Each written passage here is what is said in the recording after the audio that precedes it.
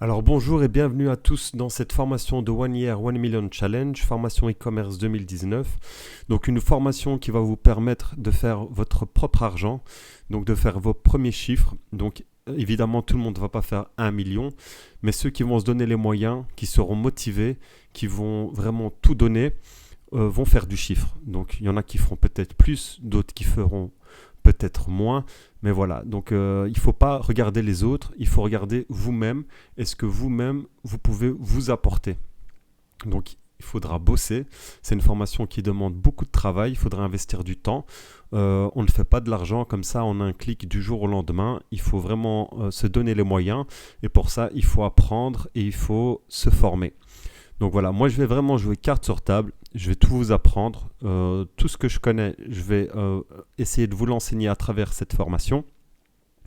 Et le but sera ensuite que vous faites vos premiers chiffres et je continuerai à vous coacher afin d'essayer d'améliorer ça et que vous faites de plus en plus de chiffres en 2020.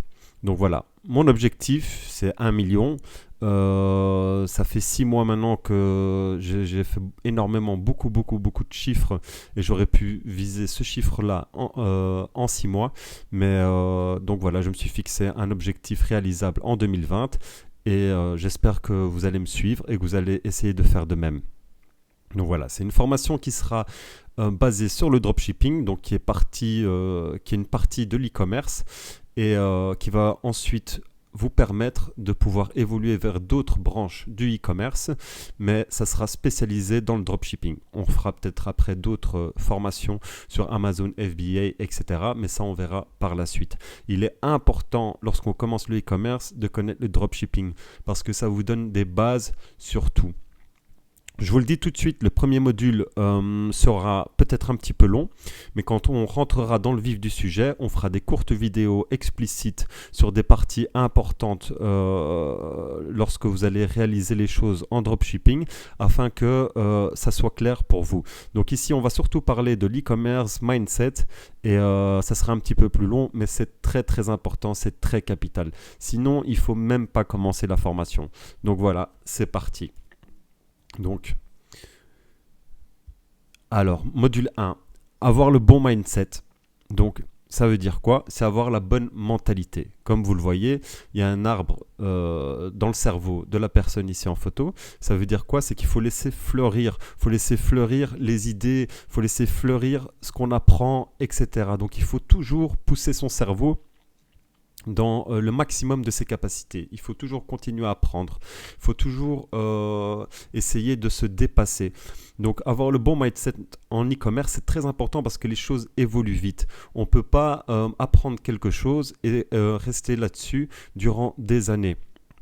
Il faut toujours rester à jour, il faut toujours essayer d'apprendre, essayer de se renseigner parce que les choses changent vite. Vous connaissez, vous savez qu'avec Internet, tout va très très très vite, que les choses changent continuellement et donc il faut toujours s'adapter. Avoir le bon mindset, c'est pas de se dire ah oui, Costa veut nous refiler une formation comme tous les autres youtubeurs, encore quelque chose qui ne va pas marcher, etc. Non, je suis pas là pour refiler quoi que ce soit. Si vous êtes là, c'est que vous avez décidé d'être là. Et c'est ça qui est très important. Moi, je n'essaye pas de vous vendre quelque chose. Moi, entre guillemets, je suis en train de réussir et j'ai été le chercher. Donc maintenant, c'est à vous d'aller chercher les choses. Moi, je suis simplement la clé qui va vous permettre d'ouvrir la porte. Donc à partir du moment où vous êtes ici, c'est que vous intéressez déjà au e-commerce et que vous avez choisi moi comme coach, si vous voulez, comme enseignant qui va essayer de vous instruire dans l'e-commerce, dans le dropshipping. Donc voilà. Donc avoir le bon mindset, c'est pouvoir se dépasser tous les jours, comme je le disais, donc apprendre. Au début, vous allez cravacher, ça veut dire que vous allez apprendre tellement de choses que votre cerveau va faire boum. Des choses que vous n'étiez même pas conscient, que vous ne saviez pas que ça existait. Mais une fois que vous allez maîtriser ces choses-là, ça va faire en sorte que ça va vous donner du courage, de l'élan et vous allez vous améliorer de plus en plus. Donc avoir le bon mindset, c'est déjà croire en l'e-commerce, croire au dropshipping et surtout croire en vous parce que vous êtes la clé de votre propre succès. D'accord? Donc, c'est pas pour sortir des grandes phrases bateau, mais c'est la vérité. Si vous croyez en ce que vous faites, peu importe ce que vous ferez, ça marchera. Et même si ça marchera pas, vous allez quand même en ressortir du positif. Donc ça c'est très très important, avoir le bon mindset et c'est pour ça que je commence directement par là. Sinon, vous pouvez couper directement la formation. Si vous vous dites ah je ne suis pas sûr, je ne suis pas prêt, etc. Coupez la formation. Après oui, vous pouvez toujours regarder pour voir, vous allez pour prendre quelques renseignements, etc. Là il n'y a pas de souci. Mais je veux dire, si vous n'êtes pas décidé, arrêtez tout de suite, ne perdez pas votre temps. Avoir le bon mindset, c'est la première étape et c'est la clé du passage à l'action. Alors, la détermination, ça aussi, comme je le disais, vous êtes la clé de votre propre succès. 90% des gens échouent. C'est la vérité. Je ne vais pas vous vendre que tout le monde réussit. C'est faux. Qui réussit, ce sont les gens qui donnent les moyens, qui se donnent les moyens de réussir en se formant, en allant chercher l'information eux-mêmes, avoir la débrouillardise en soi-même. Il y a tellement de facteurs. Mais tout ça, vous ne l'avez peut-être pas encore, mais le e-commerce va vous permettre de le développer.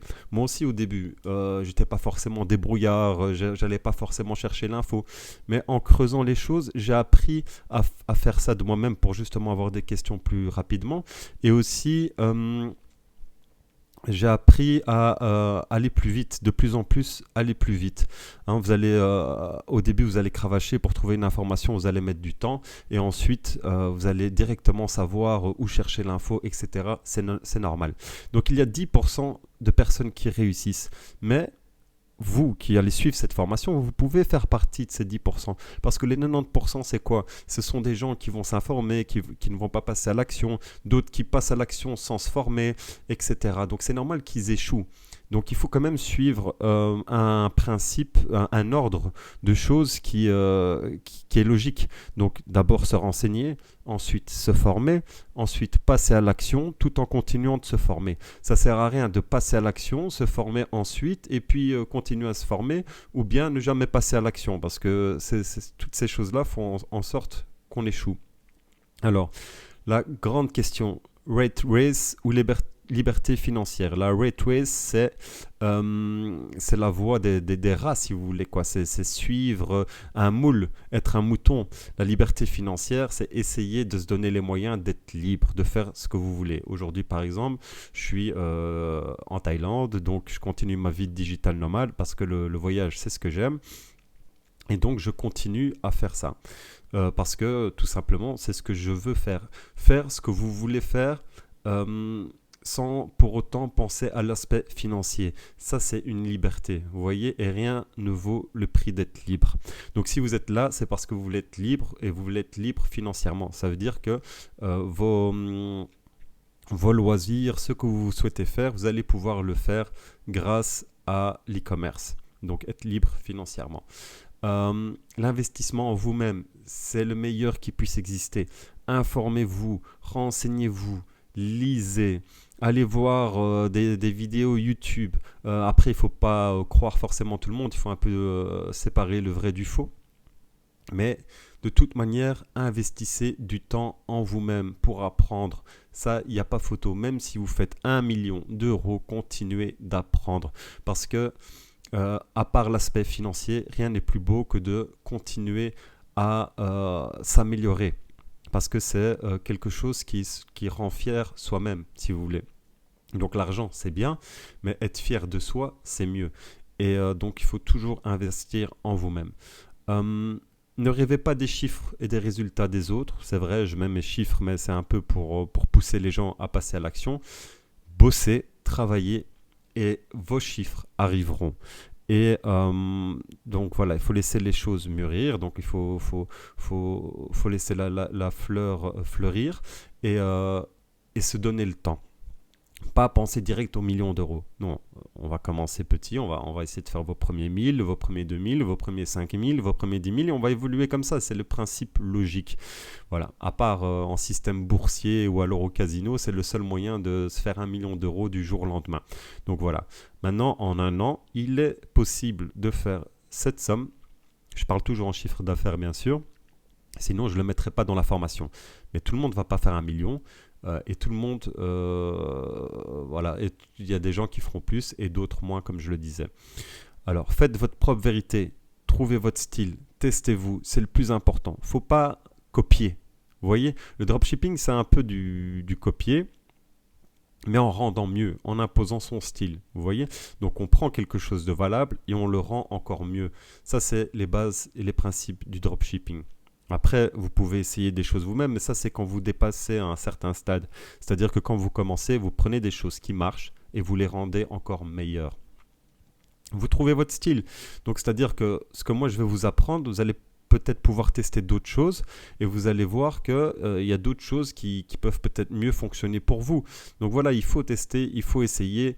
Moi, ce sont des bases très solides, mais qui peuvent encore être améliorées, bien sûr. Et chacun a sa propre vérité, son propre style de travail.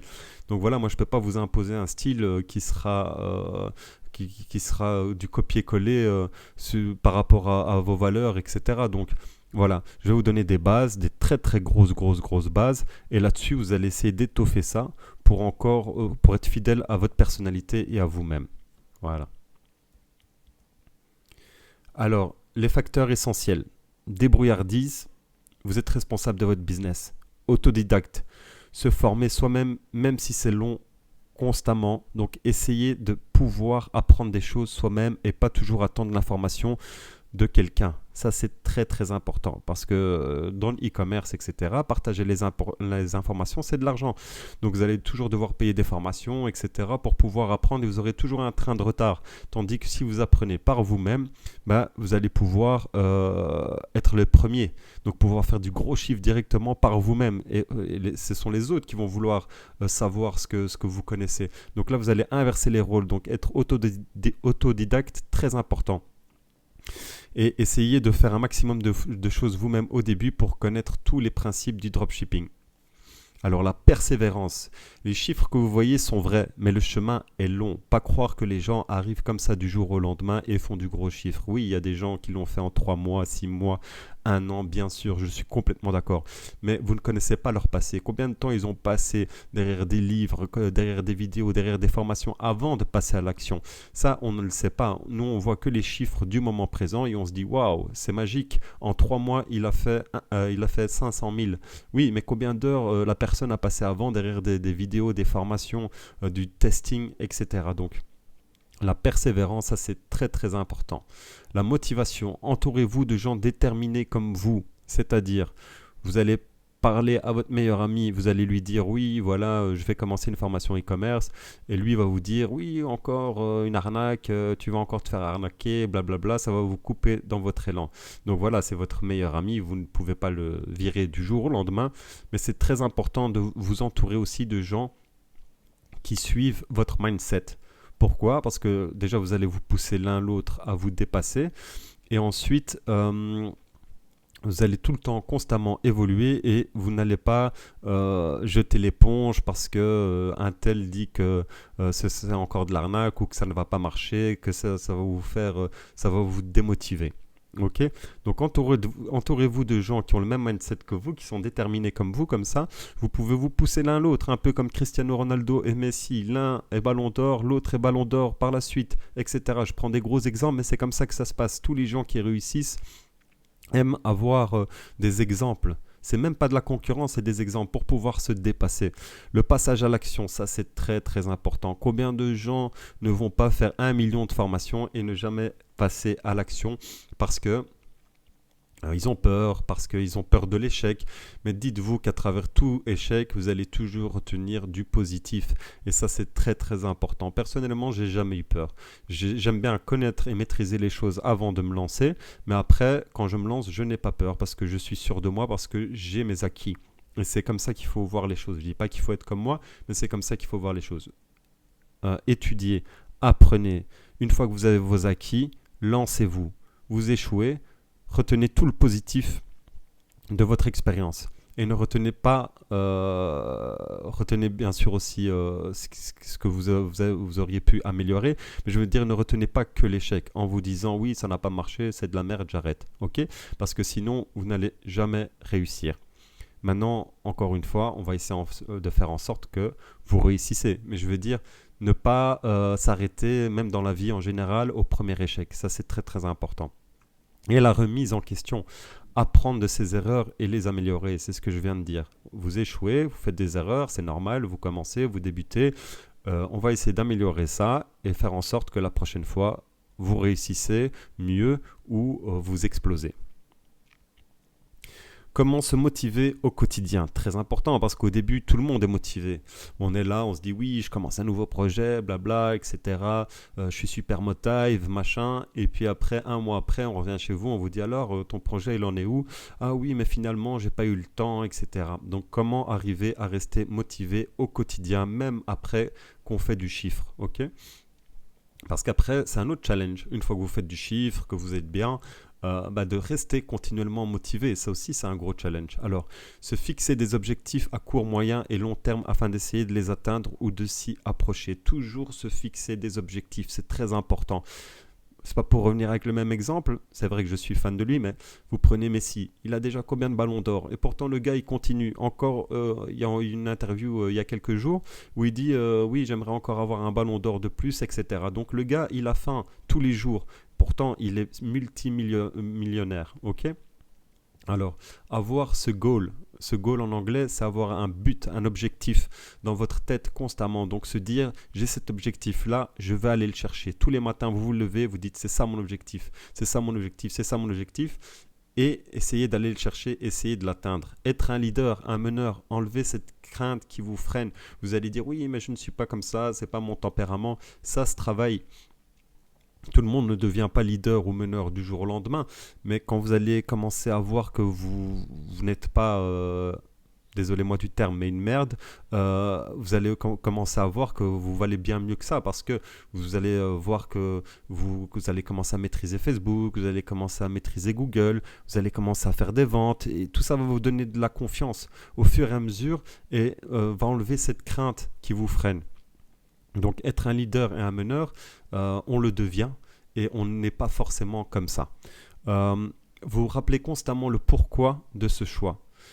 Changement de vie, quel était le déclic? Quel est le déclic de ce choix?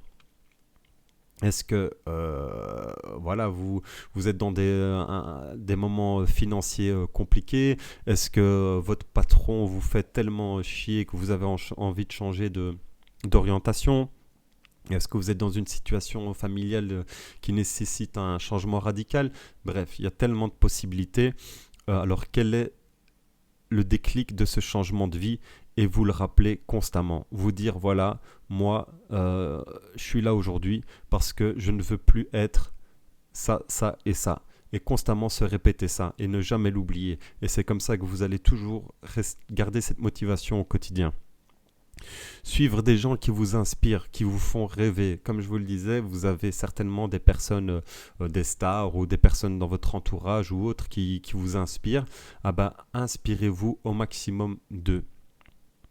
Regardez des vidéos de motivation, lire des films inspirants. Il y a tellement de choses qui peuvent vous motiver au quotidien et surtout aussi faire du sport. Se dépasser dans le sport, c'est se dépasser dans la vie au quotidien. Donc après, je ne dis pas qu'il faut être un as du sport, mais il faut savoir se dépasser. Si la première fois que vous allez courir, vous faites 10 minutes, bah, la prochaine fois, vous essayez de faire 11 minutes. Et comme ça constamment, parce que ça va vous donner la façon de réfléchir pour justement le business, pour l'e-commerce. Vous faites 1 million, vous voudrez faire 1,5 million, pas juste pour l'argent, pour l'aspect financier, mais juste pour le fait de se challenger. C'est juste pour ça. Parce qu'au final, l'argent, c'est du papier. Mais se challenger, c'est l'amour de soi. Et ça, il n'y a rien qui vaut ça. Alors, fixer ses objectifs, très important, avoir des objectifs. Pas se dire on verra bien. Il faut avoir des objectifs. Vous faites une to-do list pour le lendemain. Donc tous les jours, vous notez ce que vous allez faire le lendemain. Vous faites une to-do list de la semaine. Vous prenez le dimanche ou un autre jour. Donc une fois par semaine, vous dites ce que vous allez faire la semaine d'après. Et vous essayez de vous y tenir à mort et de le faire. Parce qu'après, quand vous allez vous dire j'ai réussi à faire ça, ça, ça, ça, vous allez être super content et super fier de vous. Une to-do list sur 90 jours qu'on essaye de suivre au maximum encore une fois. Et écrire.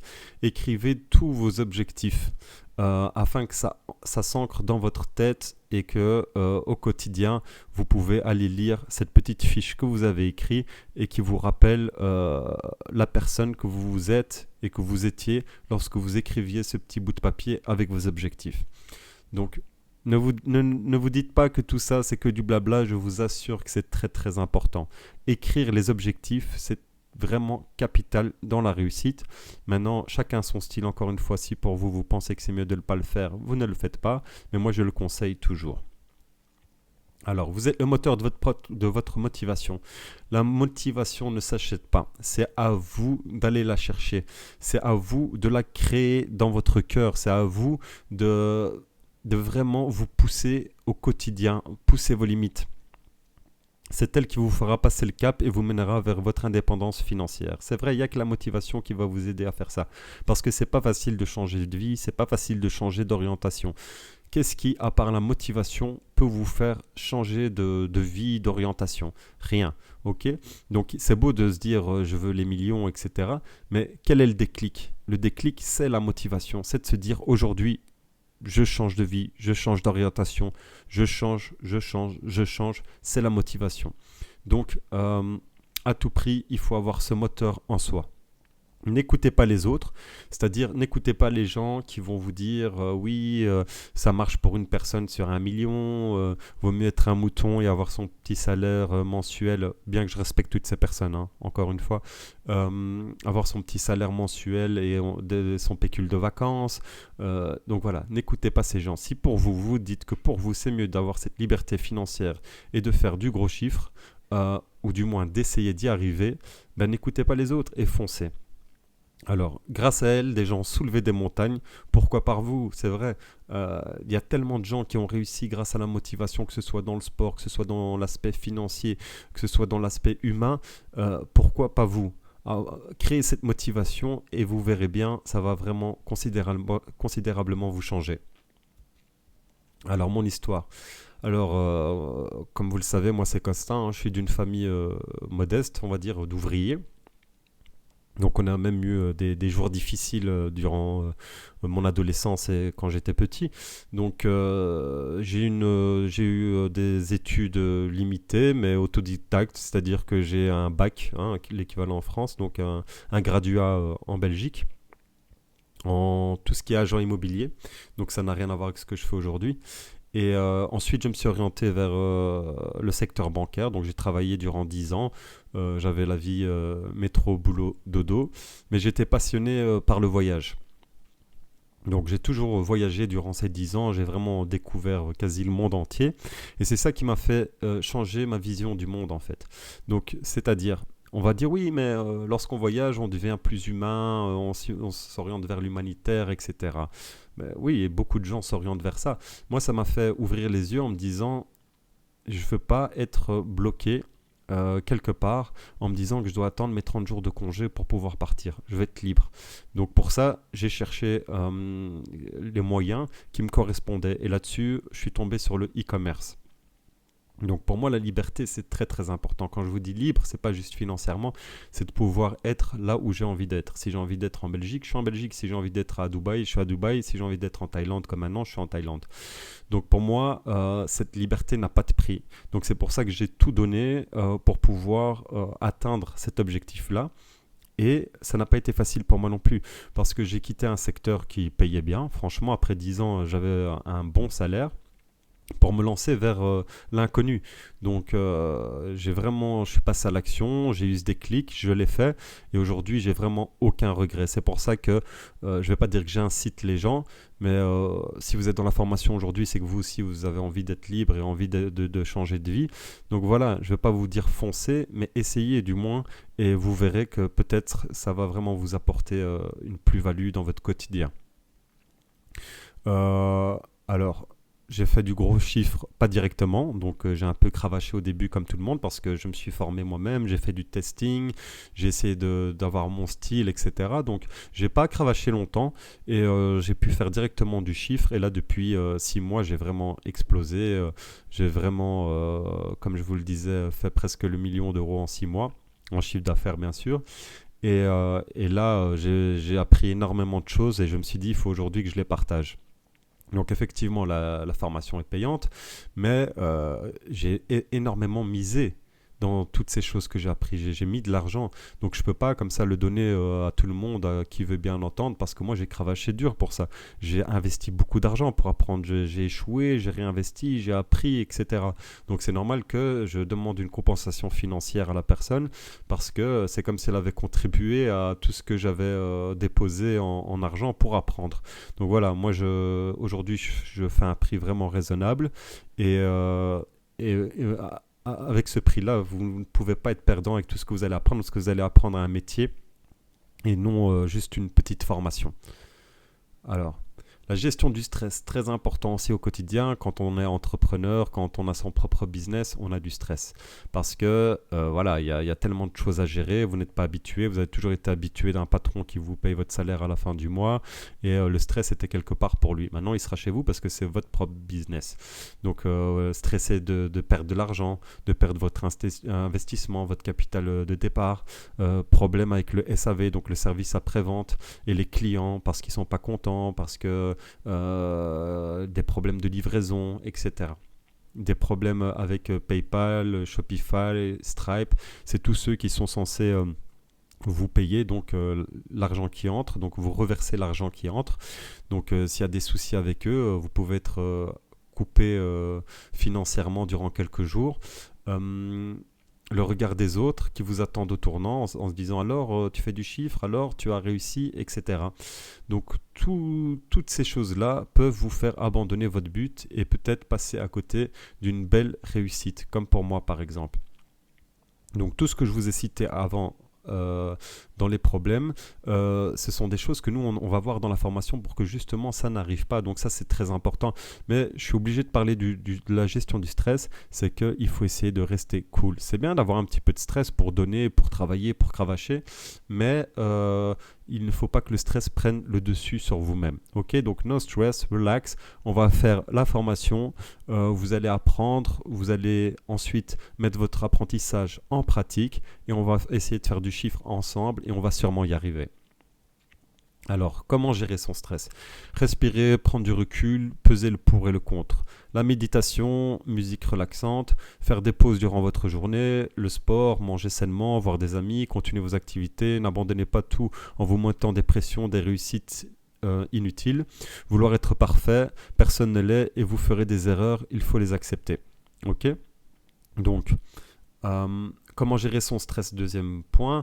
Donc déléguer, ça c'est très très important. Donc dès que vous arrivez à faire un peu de chiffres, il faut déléguer comme ça. Par exemple, le SAV, le service après-vente, vous ne le voyez plus, vous faites confiance à quelqu'un, il s'en occupe et ça ne peut plus vous déstabiliser. S'entourer de personnes qui nous ressemblent, de faire une chose à la fois, hein, pas vouloir faire 1 million de choses à la fois et puis de se dire « Ah, je suis stressé ». Non, une chose à la fois et on les fait bien. Prendre un jour de congé ou des petites vacances quand vous sentez que vous en avez besoin, bien sûr s'organiser en conséquence et couper toutes les distractions possibles. Quand vous bossez, vous bossez. Il n'y a pas de Instagram, il n'y a pas de message Facebook, il n'y a pas de ma petite amie m'appelle. Vous bossez, vous êtes concentré parce que c'est votre business. Et votre business, on ne blague pas avec ça. C'est-à-dire que c'est de l'argent. C'est de l'argent que vous allez mettre, c'est de l'argent que vous allez récupérer, c'est de l'argent que vous allez faire fructifier, etc. Donc, pas de distraction. Pourquoi devenir entrepreneur? Ça, c'est une grosse question. Si vous êtes là, c'est que vous voulez devenir entrepreneur. Parce que si vous vouliez travailler pour un patron, vous ne seriez pas dans cette formation. Donc, plus de 95% de la planète est consommateur. C'est vrai, ce sont des chiffres vrais. Donc, 95% de la planète, ce sont des gens qui achètent. Donc, il reste être entrepreneur, c'est faire partie des 5% de producteurs. Plus ou moins évidemment dans les pourcentages.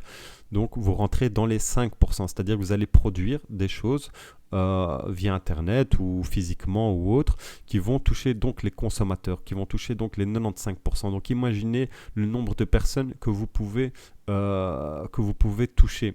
Et on va même dire que dans les producteurs, il y a des consommateurs parce que les deux sont aussi possibles. Donc voilà, ça c'est bien de se dire, est-ce que je suis dans les 95% ou est-ce que je suis dans les 5%? Si vous êtes là, c'est que vous vous considérez dans les 5% et c'est très bien. Donc comment penser business? S'il y a 95% de consommateurs, il y a plus de 3 milliards de clients potentiels. C'est la vérité. Faites le calcul. Combien on est sur Terre et imaginez-vous tout le potentiel client. Aujourd'hui, tout le monde a Internet, donc imaginez les chiffres que vous pouvez faire en vendant sur Internet. Tout le monde achète maintenant sur Internet. Vous-même, posez-vous la question, combien de fois avez-vous acheté sur Internet? Ou posez la question à votre famille. Maintenant, il y a même des parents... moi j'ai déjà de la trentaine, hein, mais on va dire des parents de 60 ans qui ont déjà qui achètent aussi sur internet, même de 70 ans. Donc voilà, c'est quelque chose qui devient commun et qui le sera de plus en plus. Donc ne ratez pas l'opportunité. Alors pensez business, c'est comme qu'est-ce que je peux apporter à mes clients? Qu'est-ce que je peux faire de plus? Comment me démarquer de la concurrence? Être dans un domaine que j'aime, bien sûr, parce que vous allez pas vendre quelque chose que vous n'aimez pas. Sinon, c'est complètement ridicule. Il faut rester dans un domaine que vous aimez. Comme ça, vous allez vraiment apporter une plus-value à ce domaine et apporter toute votre expérience et apporter toute votre envie. Analyser le marché, bien sûr, parce qu'il faut toujours faire mieux que la concurrence, c'est le but. Donc il faut analyser la concurrence, analyser le potentiel client, les régions à viser, etc. Et voir le coffre qu'a votre domaine dans ce marché. Et être en avance sur la tendance. Donc ça sert à rien de vendre un produit qui est sorti il y a un an en disant oui c'est nouveau. Les clients ne sont pas bêtes, ils savent très bien. Et vous avez beaucoup de chances d'échouer si vous faites ça. Donc il faut toujours être dans la tendance et ne pas vouloir au début créer la tendance. Ça c'est important. Donc pas vouloir se dire je vais créer la tendance, etc. Parce que pour faire ça, ce sont des grosses marques qui font ça. C'est Nike, c'est Adidas, c'est c'est Lacoste, c'est Versace qui créent des tendances. Imaginez les millions qui mettent là-dedans. Donc vous, petit investisseur, n'imaginez pas créer la tendance. Vous allez prendre une tendance qui fonctionne et vous allez miser sur cette tendance-là. Et puis peut-être plus tard, vous allez créer votre propre tendance. Mais il est très important au début de suivre une tendance qui fonctionne comme stratégie. Et surtout, quelle stratégie marketing pour mon business?